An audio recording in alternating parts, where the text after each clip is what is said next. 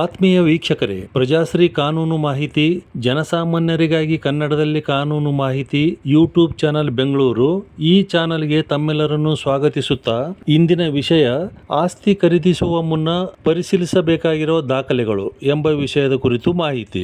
ದೇಶದ ರಾಜ್ಯದ ಪ್ರತಿಯೊಬ್ಬ ನಾಗರಿಕನು ತನ್ನ ಜೀವಿತಾವಧಿಯಲ್ಲಿ ಸೈಟ್ ಖರೀದಿಸಬೇಕು, ಮನೆ ಕಟ್ಟಿಸಬೇಕು ಅಥವಾ ಸ್ವಂತ ಸೂರು ಹೊಂದಬೇಕೆಂಬ ಅದಮ್ಯವಾದ ಆಸೆ ಇರುತ್ತದೆ.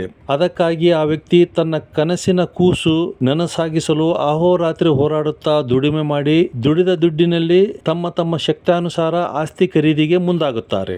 ಸೈಟ್ ಅಥವಾ ಆಸ್ತಿ ಖರೀದಿ ಮಾಡುವ ಮುನ್ನ ತಾನು ಖರೀದಿಸಬೇಕಾಗಿರುವ ಸೈಟ್ನ ಯಾವ ದಾಖಲೆಗಳನ್ನು ಪರಿಶೀಲಿಸಬೇಕು, ಮುಂಜಾಗ್ರತೆ ವಹಿಸಬೇಕೆಂಬ ವಿಚಾರವಾಗಿ ತಿಳಿಯೋಣ. ಒಂದು ಆಸ್ತಿ ಅಥವಾ ಸೈಟ್ ಖರೀದಿಸಲು ಆಯ್ಕೆ ಮಾಡಿದ ನಂತರ ಅಂತಹ ಸೈಟ್ ಖರೀದಿ ಮಾಡುವ ಮುನ್ನ ಕಡ್ಡಾಯವಾಗಿ ಈ ದಾಖಲೆಗಳನ್ನು ಆ ಆಸ್ತಿ ಮಾಲೀಕನಿಂದ ಪಡೆದುಕೊಂಡು ಕೂಲಂಕಷವಾಗಿ ಪರಿಶೀಲನೆ ಮಾಡುವುದು ಸೂಕ್ತ.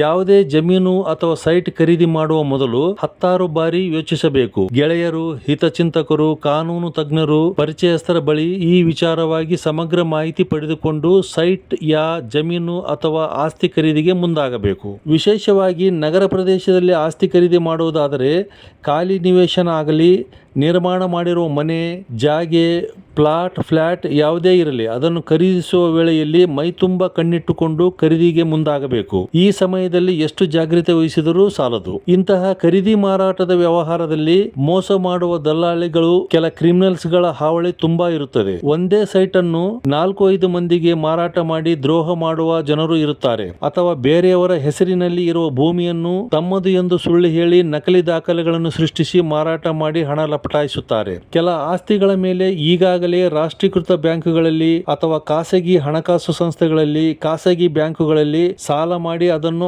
ಆಸ್ತಿ ಖರೀದಿಸುವ ವ್ಯಕ್ತಿಯಿಂದ ಮುಚ್ಚಿಟ್ಟು ಮಾರಾಟ ಮಾಡಲು ಹವಣಿಸುತ್ತಾರೆ. ಈ ವಿಷಯದಲ್ಲಿ ಎಚ್ಚರಿಕೆಯಿಂದ ಇರುವುದು ಹೇಗೆ? ಆಸ್ತಿ ಖರೀದಿ ಮಾಡುವ ಮುನ್ನ ಯಾವೆಲ್ಲ ದಾಖಲೆಗಳನ್ನು ಪರಿಶೀಲಿಸಬೇಕು, ಅಂತಹ ದಾಖಲೆಗಳನ್ನು ಜಾರಿ ಮಾಡಿದ ಸಂಬಂಧಪಟ್ಟ ಇಲಾಖೆಯಲ್ಲೂ ಪರಿಶೀಲಿಸಬೇಕು ಎನ್ನುವುದು ತಿಳಿಯೋಣ. ಈ ಮೇಲೆ ಹೇಳಿರುವಂತೆ ಒಂದೇ ಆಸ್ತಿಯನ್ನು ಹಲವಾರು ಜನರಿಗೆ ಮಾರಾಟ ಮಾಡಿರಬಹುದು. ಗೋಮಾಳ ಭೂಮಿ, ಸರ್ಕಾರಿ ಭೂಮಿಯನ್ನು ಸ್ವಂತದ್ದೆಂದು ನಂಬಿಸಿ ನಕಲಿ ದಾಖಲೆ ಸೃಷ್ಟಿಸಿ ಮಾರಾಟ ಮಾಡುವವರಿದ್ದಾರೆ.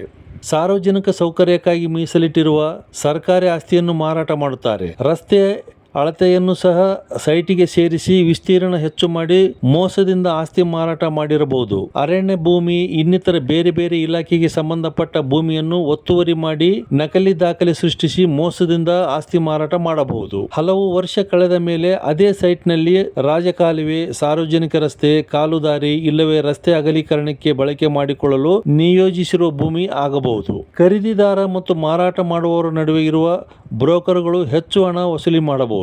ಸಂಪೂರ್ಣ ಹಕ್ಕು ಹೊಂದಿರದ ಆಸ್ತಿಗಳನ್ನು ತಮ್ಮದೇ ಎಂದು ನಂಬಿಸಿ ಮಾರಾಟ ಮಾಡುತ್ತಾರೆ. ನ್ಯಾಯಾಲಯದಲ್ಲಿ ಕೇಸ್ ಇರುವಾಗಲೇ ಅದನ್ನು ಬಚ್ಚಿಟ್ಟು ಆಸ್ತಿ ಮಾರಾಟ ಮಾಡಬಹುದು. ಪುರಸಭೆ, ನಗರಸಭೆ, ನಗರ ಪಾಲಿಕೆಗಳ ಅನುಮತಿ ಇಲ್ಲದೆ ಆಸ್ತಿ ಮಾರಾಟ ಮಾಡಬಹುದು. ಸೈಟ್ ಖರೀದಿ ಮಾಡಿ ಮನೆ ನಿರ್ಮಾಣ ಮಾಡುವುದಾದರೆ ನಗರ ಪ್ರದೇಶದಲ್ಲಿ ಸಂಬಂಧಿಸಿದ ಹಲವಾರು ಇಲಾಖೆಯಿಂದ ಪರವಾನಗಿ ಪಡೆದಿರಬೇಕಾಗುತ್ತದೆ. ಇದ್ಯಾವುದೇ ಅನುಮತಿ ಪಡೆಯದೆ ಅಕ್ರಮವಾಗಿ ಮನೆ ನಿರ್ಮಿಸಿ ಮೋಸದಿಂದ ಆಸ್ತಿ ಮಾರಾಟ ಮಾಡಿದ್ದರೆ ಅಥವಾ ಖರೀದಿಸಿದರೆ ನಂತರ ಖರೀದಿ ಮಾಡಿದ ವ್ಯಕ್ತಿ ಹಲವಾರು ಸಮಸ್ಯೆಗಳನ್ನು ಎದುರಿಸಬೇಕಾಗುತ್ತದೆ. ಒಂದು ಸೈಟ್ ತೋರಿಸುತ್ತಾರೆ, ಆದರೆ ಮತ್ತೊಂದು ಸೈಟ್ ನೋಂದಣಿ ಮಾಡಿ ಕೊಟ್ಟಿರುವ ಉದಾಹರಣೆಗಳು ಇವೆ.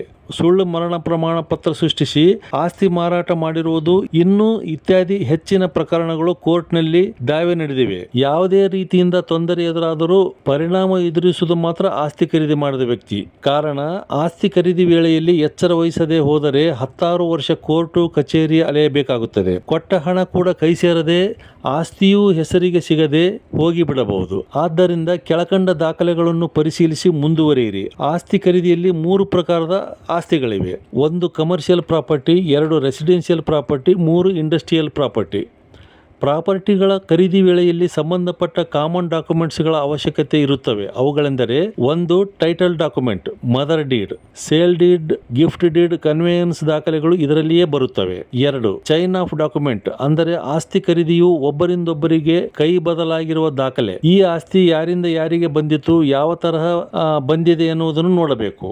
3 ಎನ್ಕಂಬರೆನ್ಸ್ ಸರ್ಟಿಫಿಕೇಟ್, ಫಾರ್ಮ್ ನಂಬರ್ 22ರಲ್ಲಿ ಮಾಹಿತಿ ಇರುತ್ತದೆ. ಆಸ್ತಿ ನೋಂದಣಿ ಸಬ್ ರಿಜಿಸ್ಟ್ರಾರ್ ಕಾರ್ಯಾಲಯದಲ್ಲಿ ಈ ದಾಖಲೆ ದಾಖಲೆ ತೆಗೆಯಿಸಬೇಕು. ಇದು ಸರ್ಕಾರಿ ದಾಖಲೆಯಾಗಿದ್ದು ಇದನ್ನು ಆನ್ಲೈನ್ ನಲ್ಲೂ ಪಡೆಯಬಹುದು. 30 ರಿಂದ 40 ವರ್ಷದ ದಾಖಲೆ ತೆಗೆಯಬೇಕು. 4 ಆಕ್ಯುಪೇಷನ್ ಸರ್ಟಿಫಿಕೇಟ್.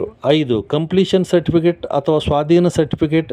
ಇದರಲ್ಲಿ ಅಲಾಟ್ಮೆಂಟ್ ಲೆಟರ್, ಪೊಸಿಷನ್ ಲೆಟರ್ ಇವೆಲ್ಲ ಸೇರಿರುತ್ತವೆ. 6 ಮಾರ್ಟಿಗೇಜ್ ದಾಖಲೆ.